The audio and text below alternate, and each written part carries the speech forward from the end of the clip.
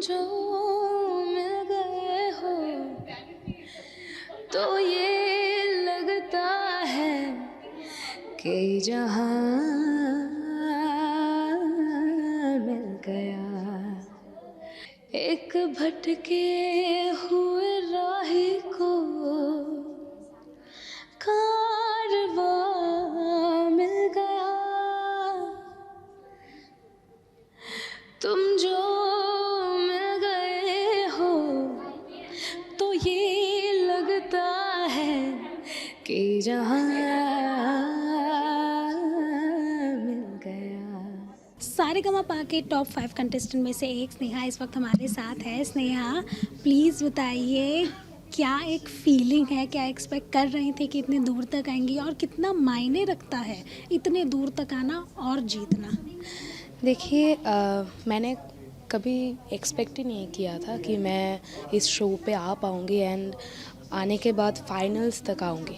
तो ये मेरे लिए बहुत बहुत स्पेशल है एंड बहुत बड़ी बात है। शुरुआत के दिन में एक था कि ऑडिशन में सिलेक्टेड होंगी या नहीं होंगी, जो मैं अपने आप को एक अलग तरीके से प्रेजेंट करती हूँ। अभी ऑडियंस जैसे जानते हैं, गिटार वाली लड़की स्नेहा भट्टाचार्य ऐसे बुलाते हैं। तो वो ऐसा कुछ होगा, इतना प्यार मिलेगा और उसके बाद आकर फिनाले, ये मेरे लिए एक ड्रीम कम ट्रू मोमेंट है। सो बहुत ही अच्छा लग रहा है। सो स्नेहा, प्लीज़ बताइए कि किस तरह का एक पूरा ओवरऑल जर्नी रहा है आपका, कितने अप्स एंड डाउन्स, क्योंकि हमने तो देखे ही हैं, लेकिन आप इसे किस तरह से देखती हैं, और टॉप 5 के लिए इस वक्त किस तरह से प्रिपरेशन रहेगी, क्योंकि फाइनल्स में किसी भी तरह से कोई कॉम्प्रोमाइज़ नहीं चलेगा, किसी तरह से कुछ कॉम्प्रोमाइज़ किया जा सके, क्योंकि वो विनर की बात होगी। राइट। तो अगर शुरुआत से बोलूँ तो बचपन से मैं बहुत स्ट्रगल कर रही हूँ मेरे मम्मी पापा के साथ, और मम्मी पापा ने बहुत ज़्यादा स्ट्रगल किया है। स्पेशली पापा ने 24-48 आवर्स तक उन्होंने काम किया। उसके बाद आके वो मेरे साथ लाइव शोज़, और बहुत छोटे उम्र से मैंने लाइव शो करना स्टार्ट किया क्योंकि फिनेंशियल कंडीशन घर का ठीक नहीं था, तो उसमें मुझे हेल्प करना था मम्मी पापा को।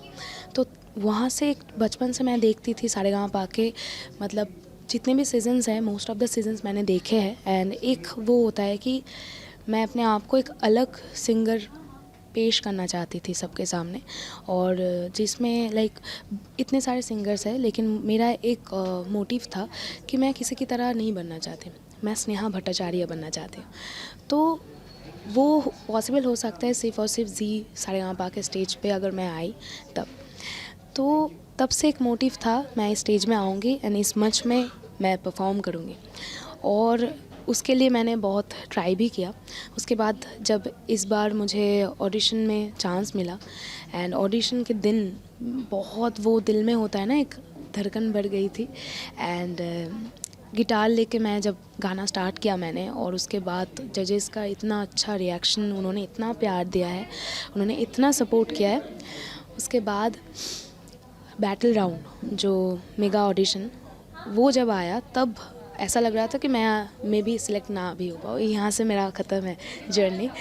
लेकिन उस टाइम एक होता है ना फाइटर स्पिरिट, वो आया था कि मुझे बैटल तो लड़ना है अच्छे से। तो वो किया मैंने, एंड मेरे साथ जो ऑडिशन मतलब कॉम्पिटिटर थे हमारे, तो वो पार्टिसिपेंट उसने भी बहुत अच्छा गाया। लेकिन हो सकता है कंपटीशन में होता है थोड़ा बहुत, इस किसी ने अच्छा गाया, किसी ने थोड़ा सा कम गाया, लेकिन कोई भी बुरा नहीं गाता, लेकिन थोड़ा बहुत कमी होती है, तो एक कंपटीशन है तो वो हो जाता है। तो उसके बाद मेरा जब मेगा ऑडिशन में सिलेक्ट हुई मैं, तो मैं बहुत इमोशनल हो गई थी, और मेरे मम्मी पापा है कि HR के बहुत बड़े फ़ैन थे। तो इस बार जब वो उन्होंने सुना कि HR एज ए जज शो में है, तो वो लोग और भी ज़्यादा एक्साइटेड हो गए थे। लाइक फ़र्स्ट टाइम मुझे जब चांस मिला था ऑडिशन में, तो जब मुझे यहाँ पर चांस मिला, तो उसके बाद उन लोगों का एक्साइटमेंट बहुत ज़्यादा बढ़ गया था, क्योंकि उन्होंने HR को देखा, और HR वो स्टेज पे आए एंड मम्मी पापा के लिए गाना भी गाया, डांस किया, एंड बहुत बहुत मज़ा आया। उसके बाद आया हमारा एक लाइव राउंड। उसमें शुरुआत में एक था कि कितनी दूर जा पाऊँगी, 1 या 2 एपिसोड्स होंगे, तो वही मेरे लिए बहुत बड़ी बात होगी। लेकिन बीच में एक हुआ कि मैंने डुएट्स गाए रिक के साथ, अब्दुल के साथ। उस टाइम थोड़ा वो हो रहा था, मैं अच्छा गा रही थी लेकिन किसी को नज़र में नहीं आ रहा था, लेकिन जजेस हर बार मुझे बहुत अप्रिशिएट करते थे, हर बार बोलते थे कि बहुत अच्छा। और मैं गिटार लेकर गाती थी। तब से उसके बाद आया मेरा एक परफॉर्मेंस, वो है खामोशियाँ, जो मुझे बहुत याद रहेगा। उस परफॉर्मेंस में मैंने बहुत सारे इंस्ट्रूमेंट सीखे थे मेरे शौक़ के लिए, तो मैंने सोचा कि क्यों ना मैं थोड़ा अपना इंस्ट्रूमेंट्स जो भी है मैं बजाती हूँ, मैं थोड़ा गाने के साथ बजाऊँ एंड इसको थोड़ा अलग, जो मैं हूँ वो अलग तरीके से मैं प्रेजेंट करूँ। तो खामोशियाँ सॉन्ग में मैंने गिटार यूज़ किया एंड मैंने वोकल में बहुत डिज़ाइंस एंड ऑल सब कुछ किया, और वो सबको इतना अच्छा लगा, उन्होंने इतना ज़्यादा अप्रिशिएट किया। और जीत गांगुली सर आए थे उस टाइम, और उनके साथ मैंने एक गाना भी गाया, और उन्होंने बोला कि मैं तुम्हारे साथ गाना रिकॉर्ड करना चाहती हूँ, और ये जो वर्शन है, मैं अभी मेरा मन कर रहा है कि मैं स्टूडियो में जाके वो वर्शन मैं रिकॉर्ड करवाऊँ। तो ये मेरे लिए बहुत बड़ी कॉम्प्लीमेंट है। उसके बाद जो परफॉर्मेंस में मुझे ओजी मिला था, तो तब एक दिमाग में चल रहा था, अभी अच्छा परफॉर्मेंस हो रहा है तो अभी मुझे एक ओजी चाहिए। सबको मिल रहा है, लेकिन वो होता है ना जब लोगों का मतलब एक होप बढ़ता है, एक आशा रहती है, तो तब मुझे एक था कि मुझे ओजी चाहिए। एंड उसके बाद मैंने बहुत तैयारी की उसके लिए। तो वो उस एपिसोड में आए थे हमारे शांतनु मोइत्रो सर, एंड उस सॉन्ग में मैंने पियानो एंड गिटार दोनों यूज़ किया, एंड एक ट्रांजिशन था उसमें, दोनों यूज़ करना बहुत ही डिफ़िकल्ट है। एक लाइव जब आप गा रहे हो एक इंस्ट्रूमेंट से अलग इंस्ट्रूमेंट, क्योंकि इंस्ट्रूमेंट के साथ गाना ही बहुत मुश्किल होता है, उसके बाद तो 2 इंस्ट्रूमेंट। तो मैंने सोचा कि कुछ अलग किया जाए, तो किया, और उस दिन मुझे ओजी मिला। और ओजी मिलने के बाद मैं बहुत इमोशनल हो गई थी, क्योंकि बहुत स्ट्रगल करने के बाद आपको जब वो मुकाम मिलता है तो आप ऐसे इमोशनल हो जाते हो। बिल्कुल, ऐसे में हम देख सकते हैं कि इस वक्त हम इनसे जानना चाहेंगे कि किस तरह से एक हमारे दर्शकों के लिए, सास बहू और बेटिया के लिए एक छोटा सा क्योंकि यहाँ पे तो इंस्ट्रूमेंट नहीं है लेकिन आप हैं हमारे साथ, तो एक छोटा सा एक सॉन्ग हो जाए उनके लिए। बिल्कुल, बिल्कुल। तो जो मेरा ऑडिशन का सॉन्ग था वही मैं आपके लिए गाना चाहूँगी। तुम जो मिल गए हो तो ये लगता है कि जहाँ मिल गया, एक भटके हुए राही को कारवां मिल गया।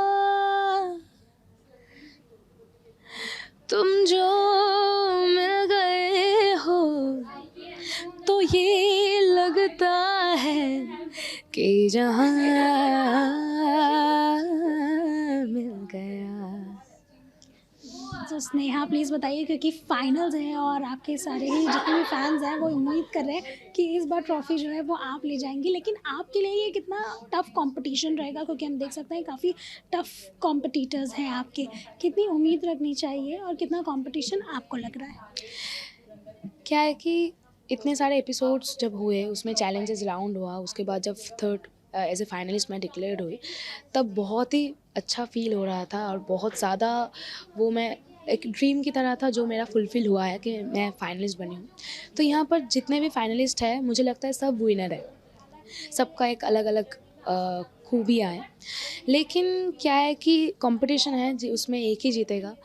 तो उसमें कंपटीशन अगर आएगा तो बहुत ज़्यादा ही डिफ़िकल्ट है, क्योंकि सब अपने अपने जगह पे मास्टर्स है। तो मैं अपने जगहों पे मैं अपने आप को जैसे प्रेजेंट किया, मैंने कुछ अलग किया, वैसे सब ने कुछ ना कुछ अलग किया है। तो उस जगह पे आके थोड़ा तो कंपटीशन का वो एक डर तो हो रहा है कि क्या होने वाला है। उसके साथ साथ एक बहुत ज़्यादा मज़ा भी आ रहा है, क्योंकि हम साथ में बहुत मज़े भी कर रहे हैं। तो एक वैसा ही फील हो रहा है, बहुत एक्साइटिंग फील आ रहा है। बिल्कुल, तो ऐसे में हम आपको अब देखेंगे फाइनल्स में परफॉर्म करते हुए, और उम्मीद रखेंगे कि आप इस बार ट्रॉफी ले जाएं। कैमरामैन वहादत खान के साथ रोशनी विश्वकर्मा, मुंबई। हम तो रोजाना खोलते हैं आपके लिए एंटरटेनमेंट की किताब। तो अगर आपको ये वीडियो पसंद आया है, आप इसे लाइक करें, कमेंट देके अपनी राय ज़रूर दें, और ऐसे ही एक्सक्लूसिव कंटेंट के लिए हमारे चैनल को सब्सक्राइब ज़रूर करें। अगर आप ये वीडियो फेसबुक पर देख रहे हैं ना, तो हमारे फेसबुक पेज को फॉलो ज़रूर करें। नाम तो आप सब जानते ही हैं ना, सास बहू और बेटियां।